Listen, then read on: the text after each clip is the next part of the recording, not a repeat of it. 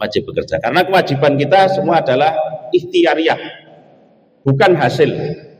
Begitu juga thalabul ilmi, nyari ilmu itu wajib. Nah, nyari ilmu itu seperti apa? Macam-macam. Di zaman Nabi tidak dicontohkan secara spesifik.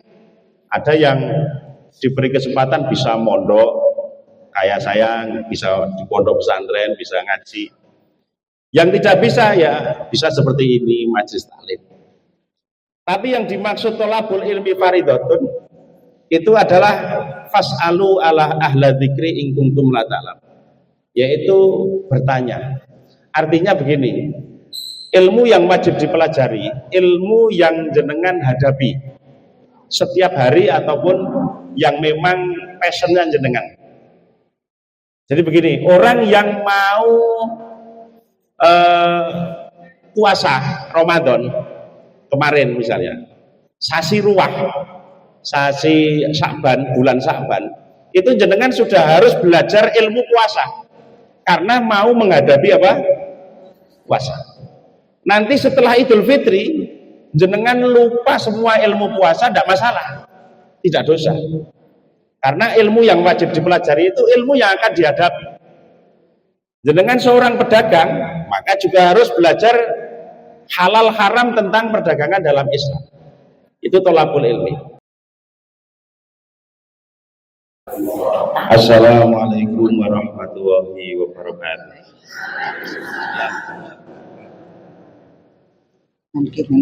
Alhamdulillah, alhamdulillahilladzi alama fi dinihi man istafa minal anam wa hada man irtadahu bima syara'ahu minal ahkam. Wassalatu wassalamu ala khairi wa yamsi alal qatab habibina wa safiina Muhammadin baril anam wa ala alihi wa ashabihi wa azwajihi wa dzurriyyatihi hudadil alam. Rabbi shrah li sadri wa yassir li amri wa hlul 'uqdatam min lisani yafqahu qawli. Amma ba'du. Hadratil ulama, para alim, para ulama, para kesepuan, majelis taklim ya, majelis taklim yang saya hormati. Alhamdulillah, puji syukur kehadirat Allah Subhanahu wa taala yang telah melimpahkan rahmat hidayah inayahnya sehingga pada kesempatan pagi ini kita bisa bersilaturahim, bermuajahah tanpa halangan suatu apapun. Sholawat dan salam kita haturkan kehadiran Rasulullah SAW yang senantiasa kita nantikan syafaatnya kelak di yaumil qiyamah. Allahumma amin. Hadirin wal hadirat rahimakumullah, saya senang sekali bisa silaturahim pada panjenengan sedaya, orang-orang yang sudah banyak sekali makan garam. Pengalaman panjenengan baik di kehidupan sosial maupun keagamaan tentu sudah banyak. Kalau saya ini tahu agama ya baru teori, pengamalannya belum terlalu banyak. Alhamdulillah, kita akan belajar meskipun panjenengan sudah sepuh. Ini sudah berarti sudah 60-an nggih. Kalau pensiun mesti sudah 60-an ke atas. Nggih. Terus kalau 60 mau ngaji apa ini?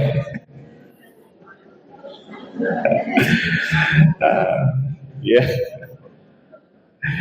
Allah Subhanahu wa taala itu memberi hidayah kepada manusia. Itu tidak kenal usia. Karena ada orang yang sejak kecil tidak pernah beriman, tapi mau mati langsung beriman. Itu nikmat-nikmatnya orang. Maka di Quran itu dicontohkan tukang sihirnya Fir'aun. Tukang sihirnya Fir'aun itu sejak lahir tidak pernah beriman. Orang yang tidak beriman itu enak hidup di dunia karena tidak ada aturan apapun. Dia mau apapun boleh. Nggak harus bangun pagi sholat subuh, nggak perlu. Arek tangi jam piro mawon boleh. Mau makan apa saja boleh. mau zina, mau apa sak senenge. Itu orang non mukmin ya, non mukmin, orang yang tidak beriman. Tapi tukang sihirnya Fir'aun ini begitu kalah dengan Nabi Musa, dia langsung beriman dan dia belum sempat beribadah apapun. Kemudian dihukum mati oleh Fir'aun. Maka kalau saya Abdul Qadir Jailani, orang yang paling enak itu orang kafir yang matinya mukmin. Jadi dia nggak harus puasa, nggak harus zakat, nggak harus haji, nggak harus sholat, tapi langsung masuk surga dan dosanya diampuni semuanya. Ya. Nah, ada orang sing ya kayak kita di dunia berat karena harus beribadah, tidak makan ini, banyak menjauhi larangan. Okay. Orang mukmin kan seperti itu. Tapi kelak di akhirat enak ya. Terus ono wong kuwi enak nang donya, enak nang akhirat. Itu orang tadi, orang kafir yang matinya mukmin. Ada orang yang nang donyane rekoso tapi nang akhirate enak. Itu seperti kita. Seperti kita ini. Di dunia ya kita berat menjalankan syariat agama, berat meninggalkan larangan agama, tapi nanti di akhirat akan dibayar oleh Allah Subhanahu wa taala dengan kehidupan yang enak. Ada orang yang di dunianya tidak enak dan di akhiratnya juga tidak enak. Siapa? Yaitu orang mukmin yang matinya su'ul khotimah. Naudzubillah. Dia di dunia sudah ibadah, sudah sholat, tapi matinya su'ul khotimah. Naudzubillah. Ini orang yang paling rugi. Jadi di dunia sudah beribadah tapi di akhirat tidak masuk surga. Maka yang orang yang paling enak itu kalau orang kafir di dunianya enak. Dia nggak ngapa-ngapain, nggak ibadah, apa-apa boleh melakukan, tapi di akhirnya dia harus bertanggung jawab. Hidupnya tidak enak. Nah, yang paling enak itu orang kafir yang matinya mukmin, tapi jangan direncana. Oh, kalau begitu saya mau kafir dulu. Oh, jangan. Karena mati ini misteri Allah Subhanahu wa taala. Yang tahu mati ini mukmin atau kafir hanya Allah Subhanahu wa taala. Nah, hidayah ini diberikan Allah Subhanahu wa taala bisa sejak kecil.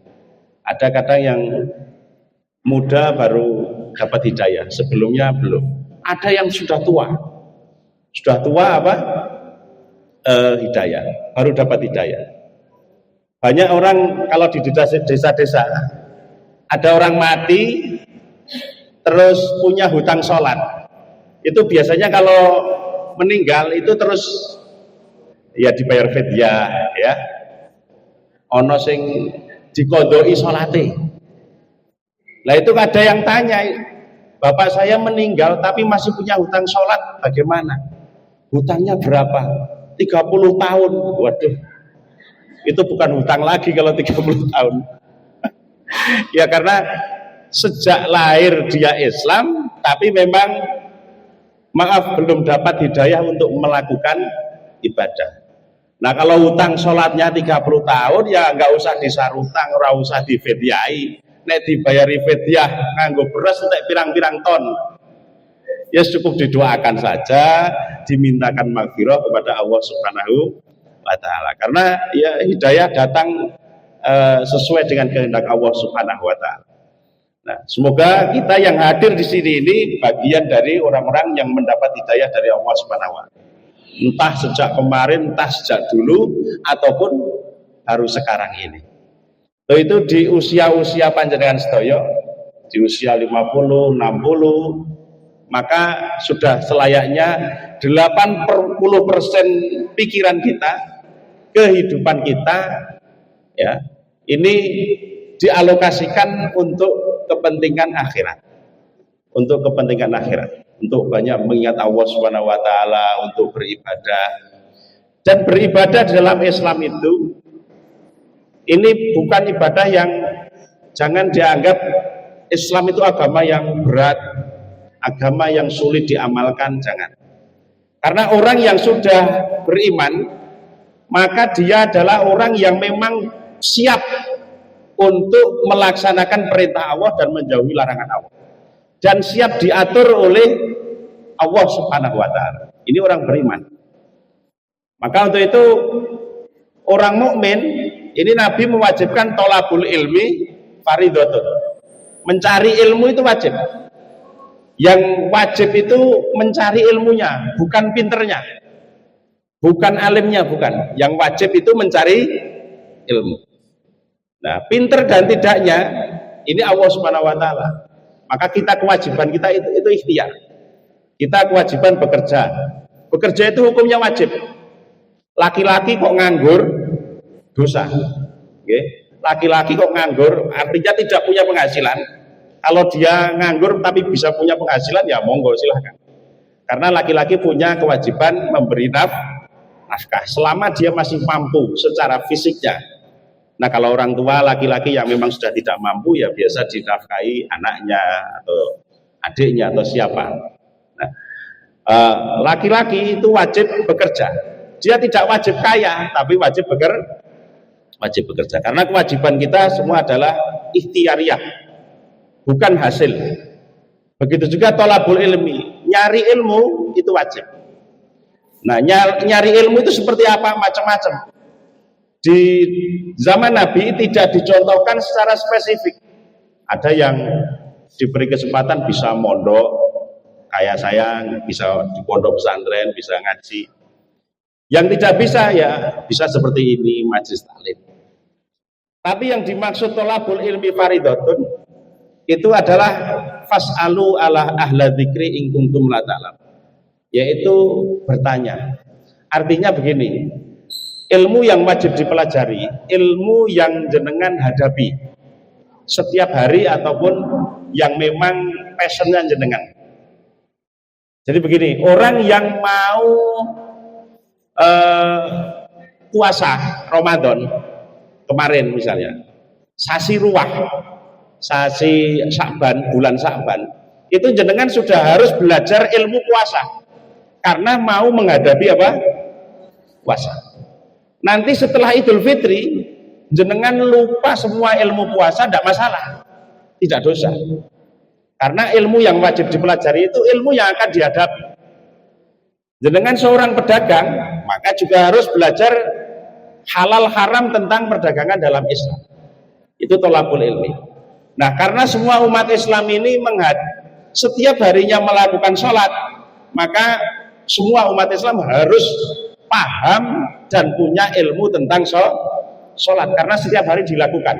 Baik yang kaya mau yang miskin, profesinya apapun, wajib sholat. Orang yang mau haji, wajib belajar ilmu haji. Nanti setelah pulang dari haji kok lupa semua, tidak masalah. Orang miskin tidak perlu belajar zakat, karena orang miskin tidak wajib zakat. Orang miskin nggak perlu. Tapi kalau jenengan punya rezeki yang lebih, maka wajib tahu ilmu tentang zakat. Kalau jenengan nunggu majelis taklim menerangkan zakat, kadang ustadznya tidak menerangkan zakat. Maka yang diwajibkan adalah fas'alu, bertanyalah. Ya datang ke rumah ustadz, datang ke rumah orang yang tahu tentang apa yang akan dihadapi jenengan. Saya itu hartanya sudah lebih, mau zakat tapi tidak tahu caranya zakat. Maka di Quran itu banyak sekali ayat-ayat yang menjelaskan fas'alu ahla dzikri, fas'alu apa, banyak sekali. Nah ini contoh bahwa Nabi ini banyak ditanyai oleh para sahabat. Nah, untuk itu di dalam Al-Quran itu mukjizat yang diberikan Nabi, dan Al-Quran ini aturan undang-undang yang sudah tidak bisa direvisi, tapi senantiasa relevan untuk diamalkan sampai hari kiamat. Ya. Itu maka Quran ini disebut apa? Mukjizat. Karena aturan kalau kabupaten, provinsi, negara ini punya aturan itu hampir setiap tahun bahkan setiap bulan itu harus direvisi. Karena yang ini sudah tidak relevan, ini sudah tidak relevan, tidak cocok, harus direvisi. Tapi Al-Quran ini aturan yang hanya 30 juz, ini bisa relevan sampai hari kiamat tanpa revisi. maka itu disebut mukjizat. Karena itu aturan. Nah, untuk memahami Al-Quran ini tidak mudah. Jenengan tidak cukup hanya membaca Al-Quran dan terjemahannya, tidak cukup. Jenengan tidak akan paham. Orang baca Al-Quran, baca terjemahan, jenengan tidak akan bisa melakukan sholat. Karena di dalam Al-Quran tidak ada tuntunan tentang sholat secara praktek, itu tidak ada. Cuman bahwa orang wajib diwajibkan sholat. Nah, sholatnya seperti apa? Ini jenengan tidak akan bisa belajar dari terjemahan saja. Nah, maka dibutuhkan hadis. Nah, hadis ini ribuan, jenengan tidak mungkin dengan profesi jenengan, apalagi yang sekarang sudah sepuh, harus belajar hadis yang begitu banyak, tidak mungkin. Maka kita membutuhkan orang-orang yang memang spesialis memahami Al-Quran, memahami hadis. Maka ada imam madhab, ada ulama-ulama yang memang memiliki kemampuan ijtihad untuk menjelaskan tafsir-tafsir Al-Quran maupun hadisnya. Misalnya Imam Syafi'i ini menafsirkan kalimat aulamastumun nisa. Lamastumun nisa. Ini Imam Syafi'i mengatakan bahwa yang salah satu yang membatalkan wudhu itu adalah menyentuh perempuan. Laki-laki yang bukan mahram menyentuh perempuan, ini batal wudhunya. Tapi Imam Malik memaknai lamastumun nisa ini bukan menyentuh, tapi berhubungan suami istri. Maka menurut Imam Malik, menyentuh perempuan, nyenggol kulit ketemu kulit, itu tidak batal. Tapi Imam Syafi'i mengatakan batal. Maka biasa kalau di Indonesia ini ada NU dan Muhammadiyah, gitu.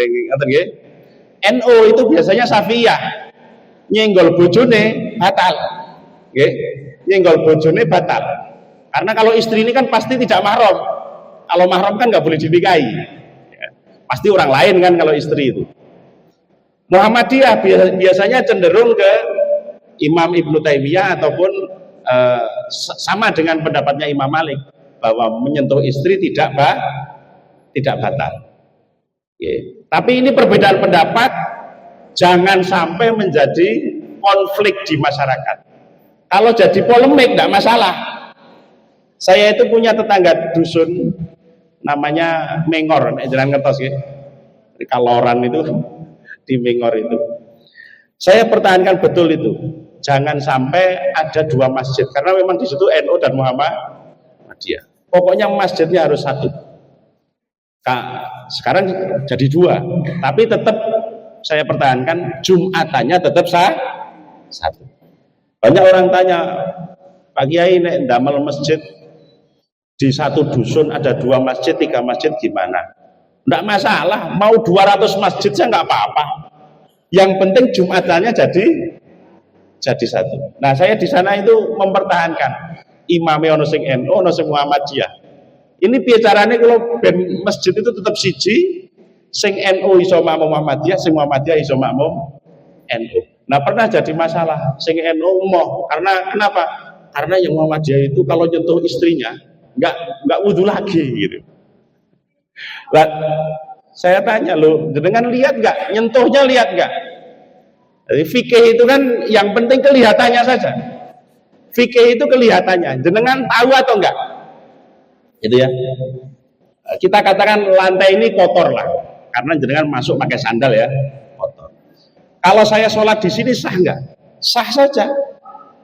Karena apa? Karena kotor belum tentu najis. Ya kan? Tapi kalau najis pasti kotor. Nah, saya sholat di sini, saya berani sholat di sini, meskipun jenengan masuk pakai sandal. Kenapa? Karena saya tidak melihat ada najis di sini. Oke. Wah, Pak, itu kan yang pakai sepatu bisa saja nanti nginjak kotoran atau apa. Kan yang penting saya tidak tahu. Itu fikih, ya. Maka wong NU moh makmum Muhammadiyah kok alasannya karena dia itu kalau nyentuh istrinya enggak wudu. Lho sampean weruh ora nyenggole. Nek sampean weruh nyenggol bojone, ya oke lah, jenengan aja makmum ora apa-apa. Karena keyakinan orang NU nyenggol wong wedok itu Yang Muhammadiyah ya tak omongi, sampean Muhammadiyah. Nek nyenggol bojone batal ora? Mboten. Tapi nek wudu kan ya ora salah. Nggih, mbok yo dadi imam senajan jenengan muni ora batal mbok yo menghormati makmum. Makmume sampean kuwi tidak semuanya Muhammadiyah. Ada NU-nya. Mbok yo sampean wudu meskipun menurut sampean tidak batal. Ini cara saling menghormati. Traweh, nah traweh panjang lucu. Ya Muhammadiyah wis ping 8 ping 11 ya mundurlah ganti ditambah yang pengen 20 apa ditambah. Nah, kita itu kadang sibuk dengan urusan-urusan yang bukan urgent. Ibadah-ibadah yang bukan apa? Yang sunnah lah, yang fadhailul amal lah, yang banyak perbedaan pendapat. Selama syariat itu masih ada ruang perbedaan pendapat, maka jangan dijadikan konflik. Tapi kalau itu sudah ijma, nah itu baru mau konflik silahkan. Ijma itu apa? Semua ulama, madhab apapun, golongan apapun itu sepakat kalau arak haram, zina haram, jelas ya. Membunuh orang tanpa hak juga haram. Kok ada yang menghalalkan, nah itu baru dilawan silahkan, karena itu kesepakatan. Tapi kalau ibadah-ibadah yang masih ada perbedaan pendapat, itulah monggolah saling dihormati, dan itu jangan dijadikan konflik di tengah masyarakat. Cukup di polemik mawon, pemikiran, ya. Oh saya tidak menggunakan itu, silahkan. Oh saya menggunakan, ya silahkan. Itu biasa dalam dalam Islam seperti itu. Itu apalagi panjenengan yang sudah sepuh-sepuh, okay, tidak perlu ngotot-ngotot seperti itu. Okay. Nah, dalam beribadah itu, kalau dalam konsep ekonomi, kita itu kan kena ada klasifikasi kebutuhan. Ada primer, ada sekunder, tersier, ya. Ya primer itu sandang, pangan, papan. Itu dulu. Orang itu kalau hidup ya itu dulu. Setelah itu baru sekunder. Sekunder itu ya sepeda motor, mobil, handphone. Itu penting. Tapi kita tanpa mobil, tanpa HP pun masih bisa hidup. Ya, tapi penting. Kalau kita tidak punya kendaraan, tidak punya alat komunikasi juga kehidupan kita jadi sulit. Maka itu sekunder. Ada yang tersier, tersier itu nopo piknik, ya, seragam komunitas. Ini kok nggak ada seragamnya ini? Oh ada, ya. Nah itu tersier, kebutuhan yang tersier. Nah dalam agama pun seperti itu. Kita dalam menjalankan ibadah itu harus kita dahulukan dulu primernya. Ibadah primer itu ya ibadah yang wajib, rukun Islam. Itu harus didahulukan. Jangan sampai jenengan jilbaban, sedekah, lumane ra umum tapi ra tau salat. Kan ra kacek. Maka didahulukan dulu primernya. Apa ya yang fardu, yang wajib? Ya salat pasti, Ramadan masih ibu-ibu yang bapak-bapak, ibu-ibu yang masih kuat fisiknya untuk puasa maka wajib berpuasa. Kalau orang-orang Arab itu biasanya usia 60 itu sudah nggak ada yang puasa, meskipun sehat, karena mereka gemuk-gemuk dan makannya banyak kan. Jadi sudah 60 itu sudah bayar fidyah, harus nggak ada yang puasa. Nek wong Jawa kan penyakit biyen wis tirakat, wis rekoso. Dadi nek ora poso ya rada kebangetan gitu. Wis biasa. Nah, salat, puasa, Ramadan yang masih punya rezeki lebih maka wajib zakat, yang diberi kesempatan haji juga wajib haji. Maka seperti sholat, jangan sampai uang tahajudnya mempeng sampai jam telu gak turu ngantuk akhirnya subuh jam 8 kerina. Ini orang yang mendahulukan sekunder tapi mengalahkan primer. Sama tadi, orang itu kadang diberi daya oleh Allah baru di usia 50, baru di usia 60. Sebelumnya ya sudah beriman tapi tidak menjalankan. Bagaimana orang-orang yang seperti ini? maka dia primernya didahulukan. Apa? Sholat. Kadang dulu masih muda tidak sholat, Islam tapi tidak sholat. Kalau ada orang Islam yang sejak kecil Islam tapi tidak sholat, maka dia punya hutang, wajib membayar hutangnya. Maka orang-orang usia-usia jenengan yang memang dulu masih punya hutang sholat, disarutang, itu wajib. Orang yang masih punya hutang sholat itu tidak perlu tahajud, tidak perlu duha, karena jenengan podo karo jenengan ki sing duwe utang karo tanggane tapi sedekah renarene ora tau nyarutang. Kira-kira tanggane serik mboten? Kayake duwe utang karo aku, duwe duit kok ora nyarutang aku, malah gawe sedekah. Sementara nyarutang hukume wajib, sedekah hukumnya sunnah.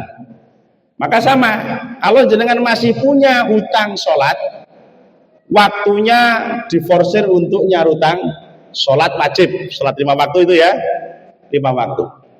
Misalnya begini, jenengan masih punya hutang sholat, wah kelingan dulu, tapi jumlahnya enggak, biasanya jumlahnya lupa.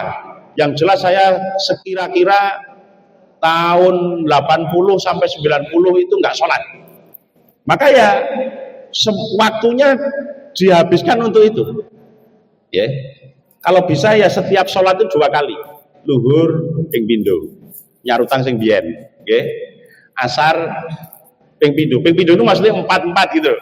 Nyarutang sing biyen. Nggih. Terus jam 3 bangun. Karena tadi Ustadz menerangkan tahajud, jenengan kepengin tahajud. Enggak usah tahajud. Malam-malam ya sholat 2 rakaat nyarutang subuh tahun biyen. Enggak apa-apa jenengan sholat luhur disarutang asar, enggak apa-apa. Sholat asar disarutang jam 3 bengi mboten napa-napa. Nggih. Setelah sholat asar itu dilarang sholat. Setelah subuh itu juga dilarang sholat sampai terbit ya. Tapi itu yang dilarang itu sholat sunnah ba'diyah asar dan sholat sunnah ba'diyah subuh. Tapi kalau sholat wajib enggak apa-apa. Jenengan setelah sholat asar lagi, gawe nyarutang biyen sing tahun 80, sing tahun 90, enggak apa-apa. Karena yang dilarang sholat setelah asar dan setelah apa? Subuh itu adalah sholat ba'diyah subuh dan ba'diyah asar. Kalau sholat wajib enggak masalah. Maka jenengan yang masih punya hutang sholat, nyarutang. Ora usah duha, ora usah tahajud. Itu padha karo wong sedekah ning sing diutang karo wong liya. Ya, diselesaikan dulu primernya. Baru setelah itu sekunder. Nah, kalau orang wis jenengan rumangsa ora duwe utang salat, nah bisa nang tahajud, salat hajat, salat duha dan lain sebagainya, ya. Dan salat tahajud itu bukan salat yang memiliki bentuk tersendiri, enggak. Sholat tahajud itu yang penting jenengan malam setelah tidur bangun melakukan sholat apapun, asalkan sholatnya sama, maka itu sudah tahajud. Beda kalau sholat yang beda, misalnya sholat gerhana atau sholat jenazah yang nggak ada rukuknya, nggak ada sujudnya ya. Jadi jenengan bangun tidur jam 3, misalnya jenengan belum sholat isya, terus tidur jam 8 tidur, jam 2, jam 3 bangun, terus sholat isya. Setelah tidur, maka sholat isyanya itu sudah otomatis menjadi tahajud. Karena definisi tahajud itu tidak ada bentuk sholat khusus. Pokoknya sholat apapun asalkan di malam hari sebelum fajar dan setelah tidur, maka itu sudah sholat tahajud. Jenengan bar isya ngendong nang tanggane turu. Biasanya opo kayak yasinan atau kayak apa karo turu. Setelah itu pulang sholat sunnah, maka sudah mendapat tahajud karena sudah setelah isya dan sudah tidur. Nah, ini kebutuhan kita dalam ubudiyah. Ya, tetap ada apa? Primer, ada sekunder, ada tersier. Jadi primernya diselesaikan dulu. Apalagi ibu-ibu ini yang pasti punya hutang puasa. Nah, nek punya hutang puasa ya rada rekoso nggih. Abot. Nah, kalau memang jenengan tidak mampu bisa dibayar fidyah. Nah, ibu-ibu yang muda masih menstruasi ya harus disempatkan nyarutang napa? Nyarutang puasa itu harus disempatkan. Nah, nek di total tiap tahun mungkin biyen ra tau nyarutang ya rada akeh ini. Ini repot. Tadi disempatkan, ya. Apalagi sekarang kan banyak penyakit yang karena makan ya. Maka terapinya pakai puasa, ya, pakai puasa. Enak. Kalau dulu mbah-mbah kita itu kalau sakit ditanya dokter, kemudian sarannya pasti banyak istirahat, banyak makan. Karena sakitnya kurang makan memang. Nah, kalau sekarang sakitnya kelebihan, maka dokter pasti ngasih jangan makan ini, jangan makan ini, jangan makan ini. Karena penyakitnya banyak makan. Nah, saya juga sudah sering menerapkan seperti itu. Kalau dulu guru saya itu makan itu apapun dimakan asalkan halal nggak masalah. Yang penting sedikit, jangan banyak. Maka usahakan makan itu jangan sampai kerasa kenyang. Itu terapi yang paling terapi yang paling sehat. Jadi awak rasanya enteng, tapi orang ngelih, tapi orang kuwaregen. Nggih, mboten ngelih, mboten kuwaregen. Wong kuwaregen itu kan males, lemes, kebak rasanya awak itu. Maka makan apa saja, ya, asalkan jenengan sudah belum punya penyakit ya. Nah, kalau sudah divonis dokter ini dilarang ini ya terlambat jenengan. Kalau masih sehat-sehat, makan apapun tapi yang penting sedikit. Jangan banyak. Maka Nabi itu kalau dahar tidak pernah kenyang. Karena itu kunci sehatnya di situ. Dimakan dan kita juga bisa gesit, syukur keringetnya metu. Nah, apalagi kalau di daerah-daerah panas ini enak, kita nggak perlu olahraga saja keringetnya wis metu. Nah, kalau di Temanggung itu kudu meres, kita harus memeras keringat, bukan bekerja tapi olahraga, olahraga.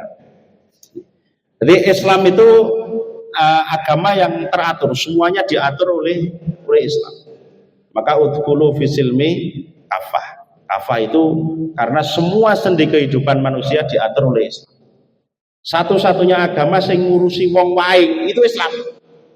Jenengan takon wong Buddha, wong Kristen, nggon sampeyan nek waing piye? Ora ana aturane. Tapi kalau Islam itu diatur, waing baca apa? Alhamdulillah, yang dengar yarhamu Allah, kita yahdikum. Enggak ada agama sing ngurusi waing itu enggak. Kita mau masuk toilet juga diatur adabnya, pakai kaki kiri, keluar pakai kaki kanan, masuk masjid, masuk rumah, kaki kanan dulu, kaki sedetail itu.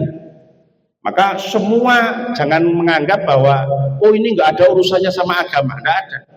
Semuanya ada urusan dengan apa? Dengan agama.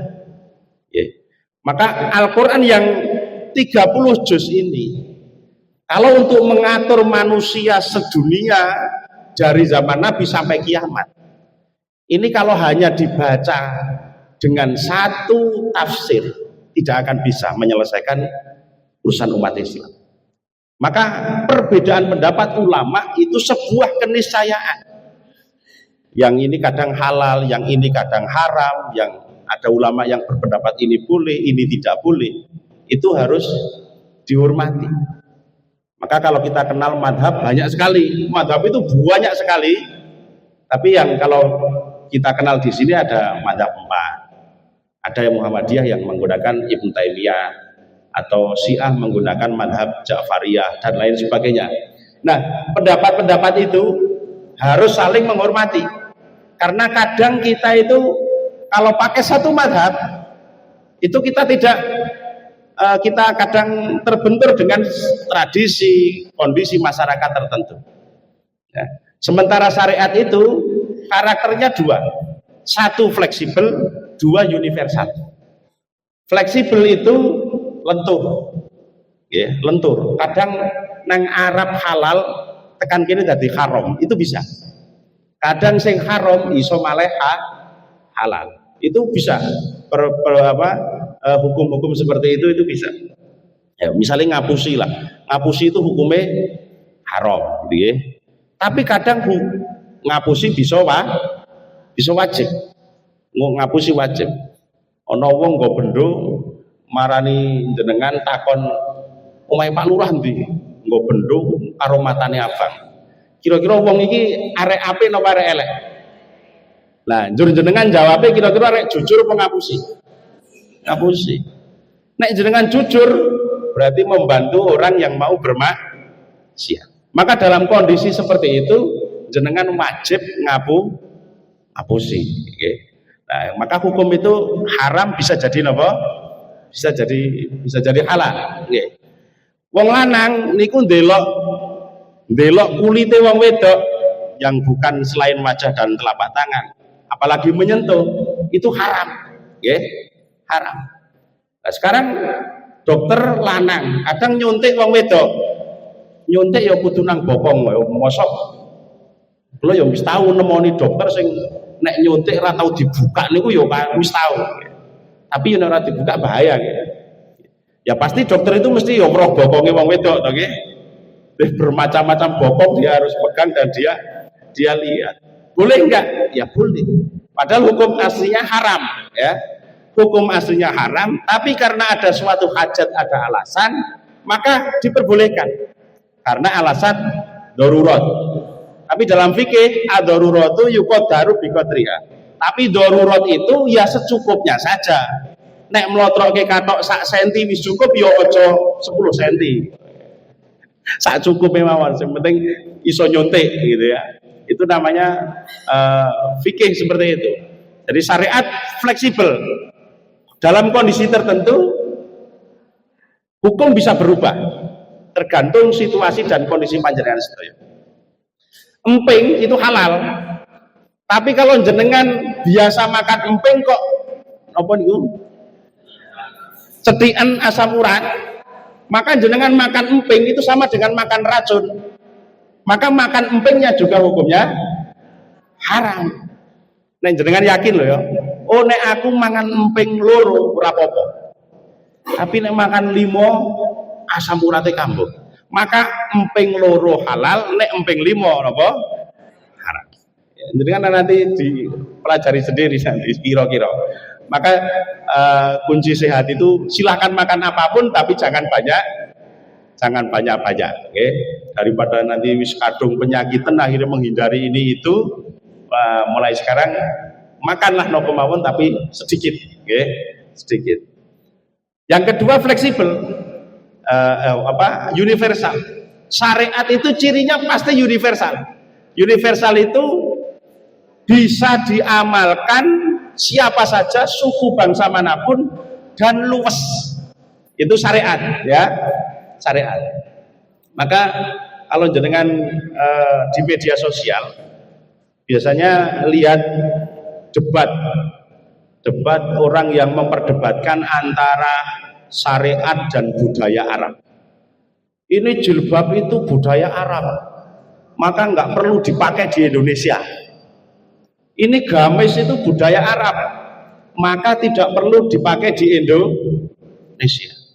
Al-Qur'annya diganti saja dengan bahasa Indonesia karena bahasa itu bagian dari budaya. Quran bahasanya Arab, harus diganti dengan bahasa Indonesia. Banyak yang seperti itu. Cina yang kemarin mau mengganti Al-Quran dengan bahasa Cina. Maka dites dulu, ini mana sih yang syariat, mana yang budaya. Kalau syariat ciri-cirinya niku luwes, dinggo sapa wae luwes. Wong Afrika wong sing ireng, wong Cina sing putih sipit, wong Jawa sing kuning langsap pesek, iki luwes. Nggih. Terbukti Al-Qur'an itu dibaca siapapun luwes. Dibaca satu-satunya kitab suci dan berbahasa asing. sing luwes diperdengarkan dimanapun hanya Al-Quran. Neng TV yo ono Quran, nggih. Dan pernah lihat di TV orang baca Tripitaka, baca Injil, jarang. Ora luwes nek diwaca. Tapi Al-Quran luwes. Nang MP3 yo ono, di unekke ning speaker yo luwes, diperdengarkan siapapun yo luwes. Itu Al-Quran. Cah cilik belajar Al-Quran gampang. Nggih, bukan belajar bahasa Arab. Nek belajar bahasa Arab sulit. Yang mudah itu bukan bahasa Arabnya, tapi Al-Quran. Lah Al-Quran ini memang bahasa Arab, dan bahasa Arab ini memang budaya Arab yang nilainya parsial, bukan universal. Nah, universal ini wabeh wong iso nganggo. Nek parsial ini hanya golongan tertentu. Wong Jawa nganggo blangkon, itu parsial.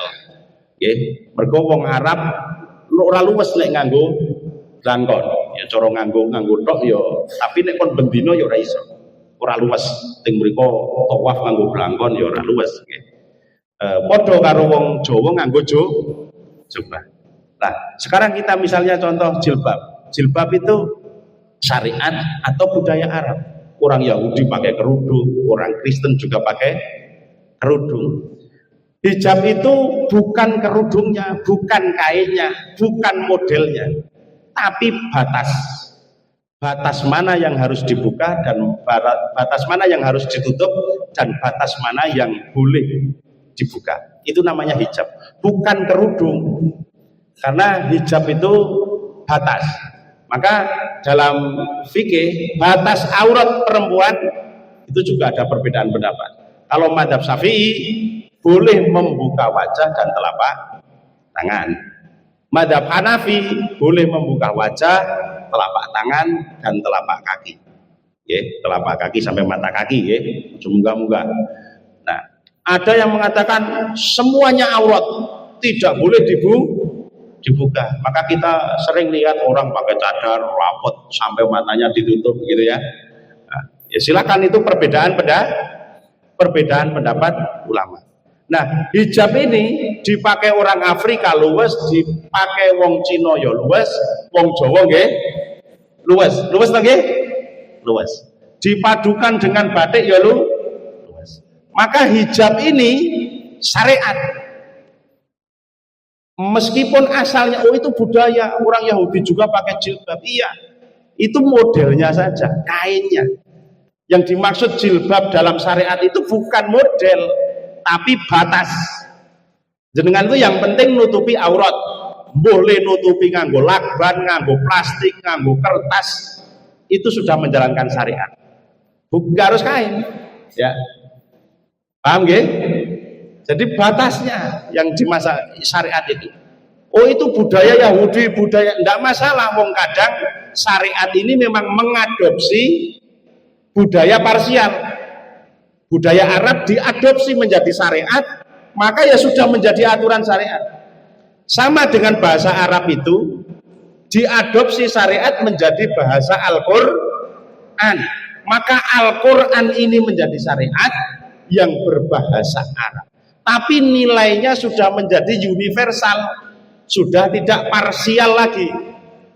Buktinya orang Cina baca Quran ya luwes, orang Cina sholat pakai bahasa Arab, ngundang wong sholat ya pakai bahasa Arab, wong Jawa ya pakai bahasa Arab, wong Afrika ya nganggo bahasa Arab. Tapi syariatnya, maka bahasa Arab ini juga dipilah-pilah mana yang syariat, mana yang tidak. Adzan syariat. Maka semua dimanapun kalau adzan ya pakai bahasa Arab, meskipun kita orang Jawa, orang Cina, orang Afrika. Al-Quran tetap bahasa Arab karena sudah menjadi syariat. Tapi nek bahasa Arab min aina anta, dari mana kamu, itu bukan syariat. Maka jenengan nek kepethuk kancane kok takon min aina anta, dari mana kamu, diguyu ya. Mergo mboten luwes. Tapi kalau jenengan baca Quran, nggak ada yang protes. Sampeyan kok gaya wong Jawa kok basa Arab, nggak ada yang protes. Karena apa? Luwes, ya. Karakternya apa? Universal. Nah kalau jubah sekarang juga dites lagi nih. Jubah itu nek dienggo wong Jawa luwes ora, wong Cina luwes ora, wong Afrika luwes apa ora. Ternyata jubah kuwi nek dienggo wong Temanggung ora patek luwes. Wong Arab bagus-bagus, dhuwur-dhuwur, putih-putih, mancung-mancung. Ngagem jubah luwes. Wong kula niku teng mriku weruh wong Arab. Ganteng-ganteng ngagem jubah. Kepengin tuku jubah. Lebar tanggo jubah ngilu. Wah kok ora malah ganteng ya. Jebule ora pas gitu kan. Wong Jawa bendino nek nganggo jubah ya nek nganggo jubah paling acara-acara tertentu, paling nggih karnaval nggih jubah nggih karnaval. Nek dienggo bendino ora luwes kaya memeden sawah. Ora luwes. Maka jubah ini berarti bukan syariat. Nah, syariat itu memang kadang berubah sesuai dengan kondisi zaman. Kalau rada cerita sing sensitif. Jenggot misalnya, jenggot. Jenggot itu sebenarnya syariat atau bukan? Dulu memang disyariatkan. Jadi dulu itu zaman Nabi. Ada perintah Nabi itu, Qasus sawariba warkhul lihya. Nabi itu memerintahkan, potong kumismu, panjangkan jenggotmu. Itu perintah. Maka orang-orang yang sekarang yang masih berjenggot mengatakan jenggot itu wajib karena dengan dasar hadis itu. Tapi hadis tidak boleh dimakan mentah, harus ditelisik. Ini teksnya seperti apa, konteksnya seperti apa. Nah, konteksnya yang penting. Ternyata dulu itu zaman Nabi ada golongan Majusi. Majusi itu agama orang Persia. Persia itu Iran. Orang Persia itu Majusi punya identitas penampilan. Laki-laki itu ngingu brengos, ngerok jenggot. Jadi wong biyen itu kalau di sana ono wong kok brengose ketel ora ono jenggote berarti penyembah api. Majusi. Sementara Nabi mengatakan man tasabaha biqaumin fahuwa minhum. Orang yang menyerupai orang golongan tertentu maka dia termasuk golongan tersebut. Orang menyerupai orang Kristen maka dia termasuk Kristen. Orang menyerupai Yahudi maka dia termasuk Yahudi. Nah, yang diskusikan itu menyerupai itu seperti apa? Kalau hanya menyerupai, kita pakai celana jin, orang Kristen pakai jin. Apakah itu dosa? Nah, ini nanti dibahas ya. Nah, maka Nabi ini kemudian melarang para sahabat ngingu brengos, men bedo. Nek wong Majusi kuwi duwe brengos tapi orang duwe jenggot, karena menjadi identitas. Maka Nabi memerintahkan wong Islam ngingu jenggot. Maka zaman sahabat itu jenggot hukumnya wajib agar membedakan dengan identitas orang Majusi. Sama dulu di Indonesia, wong sing nganggo jas iku mesti londo. Nek londo mesti kafir kayak gitu ya. Zaman-zaman dulu perjuangan. Maka ulama dulu itu Mbah Masumi, Muhammadiyah haram memakai jas. Haram, apalagi dasi, haram. Karena apa? Wong sing nganggo jas itu dulu jadi identitas itu wong londo, wong Portugis. Tapi seiring zaman, lama-lama orang pakai jas semua. Jadi nggak ada yang bisa membedakan, oh ini Muslim kafir, nggak ada. Bahkan sekarang kiai-kiai juga memakai jas semua. Nah, ketika identitas itu hilang, maka hukumnya juga hilang juga. Ya. Nah, sekarang identitas brengos jenggot itu sudah tidak ada, wis padha karo jas itu. Maka ya kalau jenengan ngingu jenggot ya minimal sunnah lah, karena sahabat dulu juga jenggot. Kanjeng Nabi apa? Jenggot gitu ya. Sunnah, tapi jangan sampai diwajibkan. Karena apa? Konteksnya sudah beda. Sama dengan jas. Jas itu dulu ulama haram.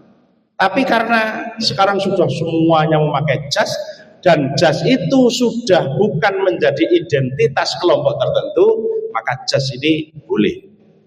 Nah, mantasabah biqaumin fahuwa minhum itu adalah kita menyerupai sesuatu yang identik dengan agama lain. Itu yang diharamkan. Sing kira-kira nek jenengan kuwi nganggo memakai menggunakan, orang itu langsung nuduh jenengan bukan Islam, bukan sapi turut.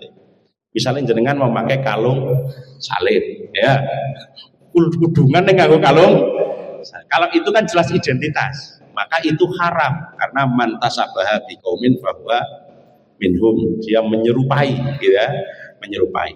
Jenengan nang omah duwe taman dikai patung Buddha, dikai patung apa?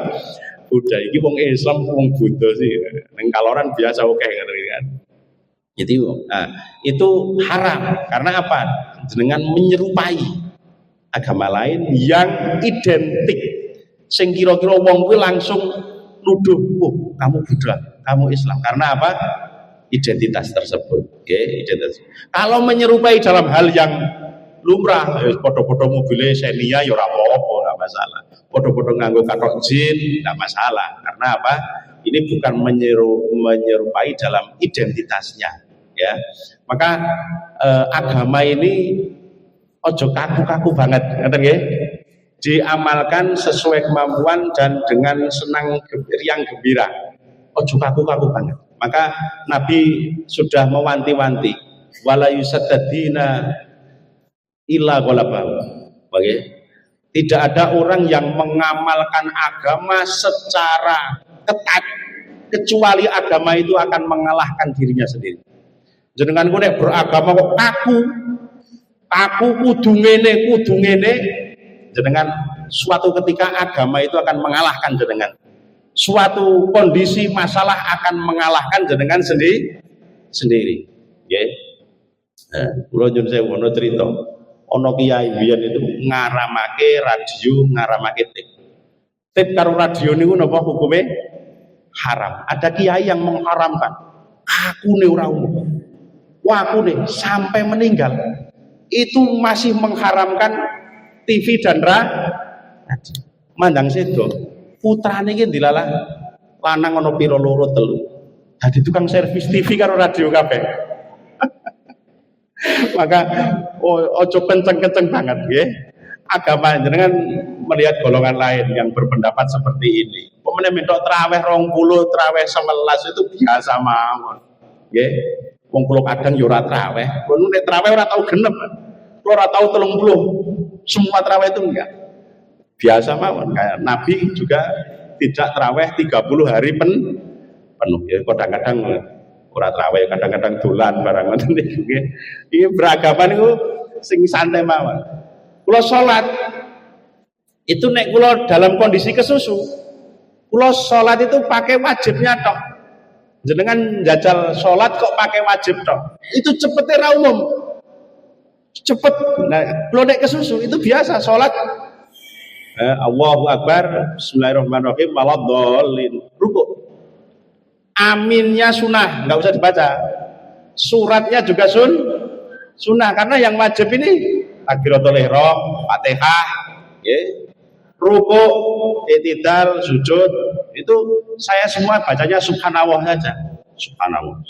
Semua baca karena doa di rukuk, sujud, yang macam-macam itu doanya itu hukumnya sunnah. Tahiyat juga yang penting asyhadu alla ilaha illallah wa asyhadu anna muhammadar rasulullah. Allahumma sholli ala Muhammad wa ala ali Muhammad. Udah selesai. Salat itu cuma sampai itu tok. Doanya yang panjang-panjang itu hukumnya sunnah. Assalamualaikum. Salamnya aja satu. Kan yang wajib cuma satu. Salam kedua hukumnya mengone mawon sunnah.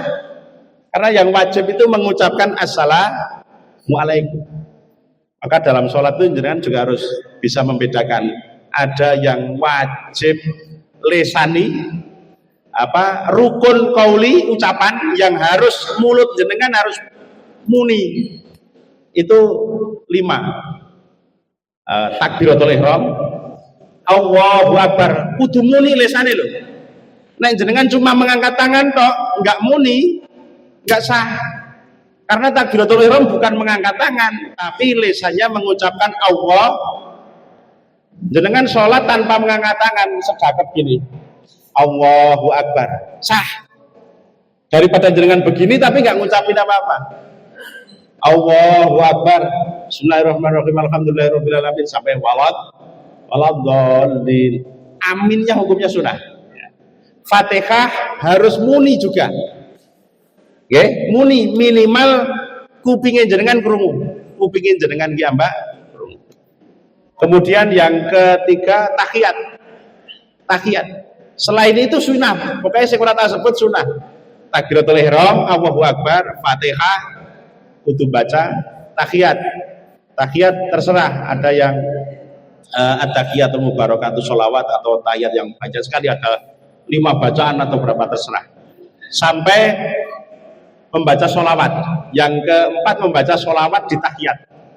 Jadi tahiyat itu kalau at-tahiyatul mubarakatuh sholawat itu sampai asyhadu alla ilaha illallah wa asyhadu anna muhammadar rasulullah, itu namanya tahiyat. Setelah tahiyat masih ada bacaan namanya sholawat ala Allahumma sholli ala Muhammad wa ala ali Muhammad. Udah itu selesai. Langsung salam. Yang kelima adalah sah. Jadi jenengan mengotok tapi orang muni tidak sah. Tapi jenengan muni tapi orang mengo sah. Karena salam itu muni, bukan masalah mengonya. Okay? Assalamualaikum. Wajibnya hanya itu. Assalamualaikum. Maka sholat ini dimulai dari hamzahnya Allahu Akbar, diakhiri dengan memnya Assalamualaikum. Warahmat itu sunnah, ya. Begitu Assalamualaikum berarti sholatnya sudah selesai. Salam yang pertama. Nah, itu maka ya agama itu ya kalau diamal ke santai kan, ora usah menteng-menteng. Sholat awal waktu itu bagus. Tapi ada yang lebih bagus. Apa? Sholat berjamaah dengan jamaah yang banyak. Itu lebih afdal. Meskipun di tengah waktu, bahkan mungkin di akhir waktu, lebih afdal. Maka saya itu sering kampanye kalau di takmir masjid. Ini kalau masjid itu jamaahnya yang bagus bagaimana? Ya kesepakatan masyarakat. Kalau masyarakat kesepakatan sholat luhur kok jam 2:30 misalnya. Nek jam 1 ke jamaah ming 5, nek 2:30 jamaah kok 50, yo mending 2:30 jamaah 50. Jadi jam 2 kayak gak adzan. Ya ora ketong glendengi tanggane kayak luhuran kerinan mau piye. Tapi lebih banyak jamaahnya ndak apa-apa. Makanya ojo kaku-kaku kudu awal waktu. Ya bagus tapi ojo kaya ngono. Umune wong desa bali ngare durung adus gitu ya. Jadi ngomong wong desa, ngomong wong kutha itu benten nggih. Nek wong kutha disiplin sudah biasa, apalagi pensiunan. Wis biasa ndelok jam nggih. Nek wong desa kan ndeloke srengenge, Pak. Ora ndelok jam. Dadi nek mendung itu war molore tambah suwe meneh nek wong desa iki. Nggih. Maka kalau punya cerita unik. Bapak saya itu NU. Tapi punya Pak Le Muhammadiyah, tokoh Masumi, kenceng. Namanya Pak Arsyad kalau ada yang kenal dulu, almarhum ya. Nah, Pak Arsyad itu Pak Ali bapak saya itu rumahnya rumahnya Kaloran yang sekarang saya tempati. Luas, tanahnya luas, kebun itu luas, sekarang jadi pondok-pondok itu tempat saya. Nah, bapak saya rumahnya itu di belakang LP nih, Suronatan itu rumah bapak saya. Ya cuman rumah kalau dulu sudah wis omah gedong gitu ke. Halamannya sedikit. Ya cuma rumah tok, nggak ada pekarangan, nggak ada. Nah, Pak Le saya yang wong Kaloran itu ngomong ke bapak saya, kowe iki wong NU, nek nang kutha ora payu. Aku Muhammadiyah, nek nang desa ora payu. Ijolan wae piye? Ah, bapak saya mau. Zaman biyen kan nek lemah urung patekno regane nggih. Dadi omah gedong siji dijoli kebun sing luas. Nuwentokno omah gedhek. Dadi omah gedhek dijoli omah gedong. Bapak kula omah gedong ning ora ono pekarangan, ora ono kebon, sing kono omah gedhek kebon. Lah bapak saya yo masuk akal. Aku nang Temanggung ya ora payu, arek ngejak tahlilan barang urung payu zaman segitu. Akhirnya bapak saya di Kaloran, sekarang saya juga jadi di Kaloran itu. Pak Lek saya di Suronatan ini sekarang ya putra-putra. Nah, mana saya itu keluarga dulu masuk Muhammadiyah itu saya keluarga. Jadi kan sekarang nang ngarep rumah kula itu ada gedung NU. Sopo sing wakaf? Wong Muhammadiyah. Sedulure kula. Lho wong Muhammadiyah kok apa wakaf untuk gedung MBCN. Mergo diwakafke di Muhammadiyah, sing Muhammadiyah sadar buluke kula masih Muhammadiyah. Mau diwakafkan ke Muhammadiyah, buluke kula muni, wah nek nang kene bangun gedung kok Muhammadiyah malah ora manfaat. Diwehke NU wae. Nah, mulane nek ngaji toleransi itu kekaloran, itu biasa nggih. Kula biasa nang kono tahlilan, diundang tahlilan, jebule sing mati itu wong Buddha. Anak Islam memang anak Islam, ya, anak Islam. Dengan kula, Pak, kula nyuwun yasinan tahlilan. Sinten sing seto? Apa? Oh nggih, aku lho yo ngertine Islam, nggih wong Islam, Bapak. Tekan kono sebule wah wis ono recone sak piturute. Iki piye carane? Ya akhirnya teng mriku yo kula le tahlilan yo. Ila hadrati jami'il muslimin wal muslimat termawon ora tak sebut gitu kan. Nah ini saya sering mengatakan ke Muhammadiyah itu pinter gawe rumah sakit. Mulane wong Muhammadiyah itu urusane ngurusi wong urip. Lah nek wong NU ngurusi wong mati. Jadi bagi tugas memang ya. Wong NU wong Muhammadiyah itu rapat kober nek ngurusi wong. Mulane wong Muhammadiyah pinter gawe rumah sakit. Gawe rumah sakit. Dadi nek ana wong arek mati di-stop karo wong Muhammadiyah. Aja mati sik. Nggih. Ning rumah sakit. Lah nek wong NU ngurusi wong mati pancen tahlilan yasinan mati sik dopeni 40 dina 100 dina. Kok telaten temen ngono wong NU. Lho kadang ngerasa kesel banget sih duwe tangga wong NU itu. Nek di tangga Muhammadiyah itu enak, bar kubur wis rampung wis selesai. Tapi wong Muhammadiyah rumah sakit pasiennya ya orang semuanya Muhammadiyah. Wong NU ya di sana banyak. Kan bermanfaat dong ya? Bermanfaat.